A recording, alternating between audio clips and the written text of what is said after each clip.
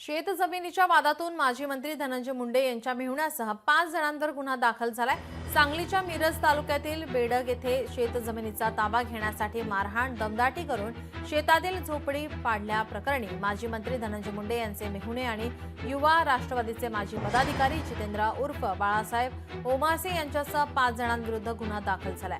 दरम्यान सदर शेतजमिनीचा निकाल आपल्या बाजूने लागला असल्याने जाणून बुजून आपल्यावर गुन्हा दाखल करण्यात आल्याचं स्पष्टीकरण बाळासाहेब ओमासे यांनी दिलं आहे। वकिलांना भेटायसाठी गेलो आणि पप्पा घरी झोपलेले होते। त्यांनी बळजबरीचे मातंग समाज परत बहुत समाजाची माणसं घेऊन इथं आलते आणि तेवढं मला पण काय कळलं नाही। अंगावरती ना आलती सगळेजण, परत ती 5 जण बी अंगावर आलती, जास्त प्रमाणात आलती अंगावरती माझी। आणि घरात सगळं नुकसान केले, गोटा मसर सोडली तिने, परत ना मसर सोडली, शर्ट सोडली, आमची कोंबड्या होत्या 100-150 त्या पण तिने नेल्या। एकच कोंबडा ठेवला, ती बी शेजारीच्यात आम्ही ठेवलाय दाखवायसाठी मीडियाला, नाही तर ह्याला कोर्टात दाखवायला म्हणलं तर कोर्टात दाखवतो। बाळासाहेब ओमासे काय करतो हे पण सांगतो तुम्हाला। धनंजय मुंडे नावावर तो उड्या मारला जास्त। गट नंबरमधली 64 गुंठे जमीन ही माझ्या पत्नी दीपाली जितेंद्र ओमासे यांच्या नावे आहे।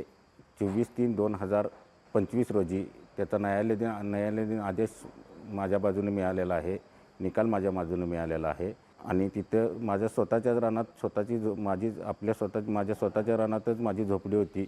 तिथं शेतजमीन साफसफाई करण्याच्या उद्देशानं मी गेलो होतो आणि कोणती अशी तिथं गैरवर्तणूक मी केलेली नाही।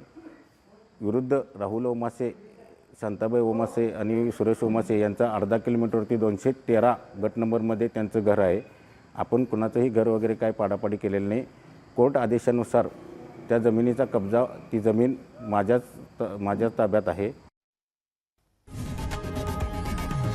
लोकशाही मराठी ऐका, पहा, जागरूक रहा।